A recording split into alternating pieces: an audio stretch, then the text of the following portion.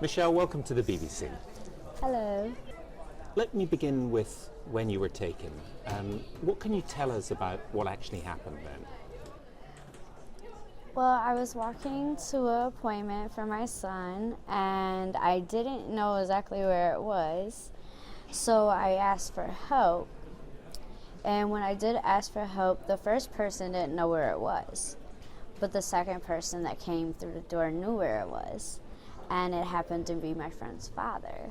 So I was comfortable enough to get in his car, and he was talking about like different types of things, like his motorcycle. He was talking about puppies, and I was like, oh, so you got puppies at the house? And he was like, yeah. And I was like, okay, I could take one home to my son. And then he was like, okay. So we drive to his house, and he goes in to get it. At first, I didn't think nothing of it, him locking the gate. It's a bad neighborhood, so I continued to keep going. And then when we got in the house, it was kind of awkward. I didn't hear puppies. I didn't hear no sounds. So I started to get a little nervous, and then I got even more nervous as we were going up the stairs. And next thing you know, we were in a room, and I never got out. You never got out? No. Where did he then take you? How did he actually physically make sure that you didn't get out? There were presumably lots of locks on the doors. Were you tied up or what? After we got into the room, he told me that he was only going to keep me there for a little while. And then he sat there and took my hands and my legs.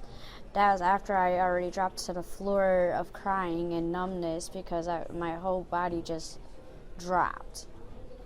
I couldn't function. I couldn't do anything. After that, I was in full-blown, I think, shock.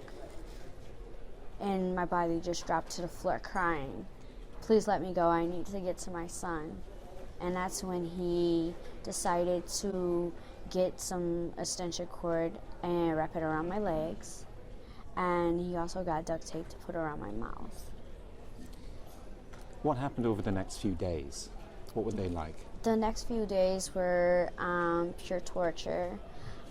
He proceeded to have sex with me. He hit me quite frequently. He always sat there and told me that if I tried anything or tried to escape, he'll kill me.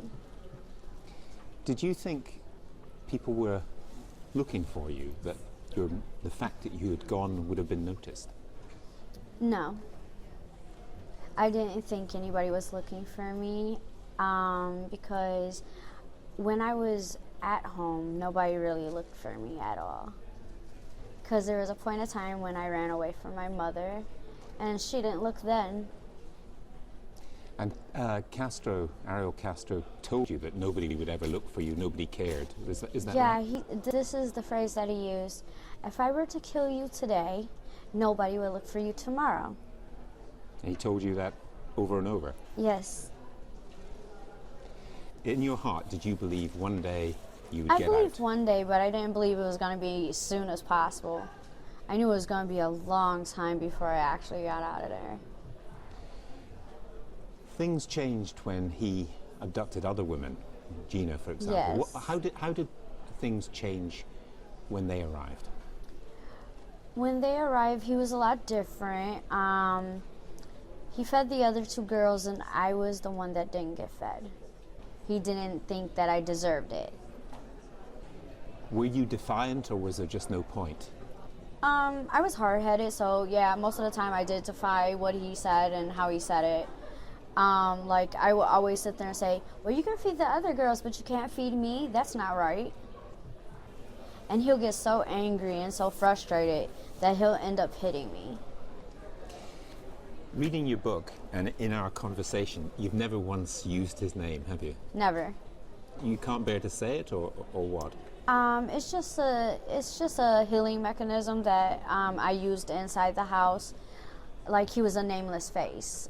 Don't name something that is impure. How did it happen? How did you finally get your freedom? Tell us the story.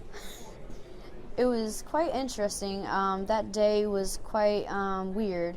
We had an eerie feeling like something was going to happen, And next thing you know, I hear pounding. I hear commotion downstairs. Don't know what it is. I thought it was somebody breaking in.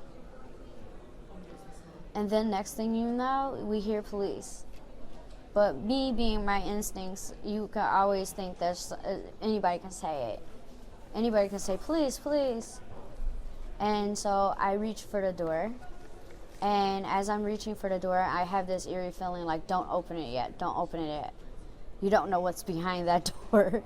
So I slowly go to open it, and as I open it a couple times, I noticed like certain things that led me to believe that it was an actual cop.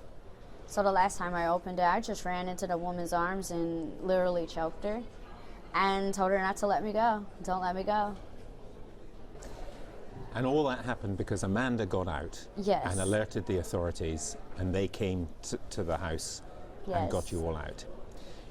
Tell me a bit about the trial, because that was, in a way, reliving some of this horrible stuff that you've gone through. The trial for me was like a healing process. I wanted to let him know how he affected me and how he didn't define me at that moment. Is that why you turned, because you turned up to make a victim impact statement? Yes. You told the court how you felt, and that was perhaps the only time when you used his name because you wanted Yes. everybody to hear it. Was that a really big moment for you, That telling the court? that was a tremendous moment for me because I didn't know I could actually say his name. I didn't really want to say it, but I said it anyway. Because at first I was just going to say dude. So I was like, no, I got to direct him. This has to be the moment that I take where I sit there and say, what he has done to me don't define who I am. When he killed himself in prison, committed suicide, I just wondered what you thought of that.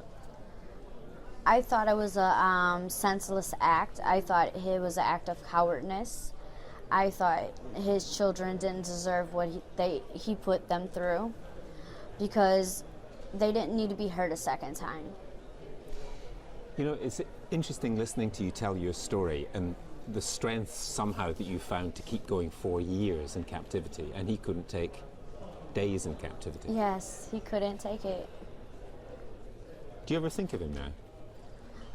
No, I really don't. I try to put the past behind me and look forward to the future. So what are you doing now? I am singing. I dance a lot. I also do boxing, and I'm hoping to become a professional chef someday. But you are staying in Cleveland. Do you not think maybe I need to get out of this town? Yeah, some days I do think about it, you know, moving out, but it's not because of Cleveland, it's because of the weather. Weather sucks down there. Really? Really? They have some beautiful days, but, you know, other four is like really cold.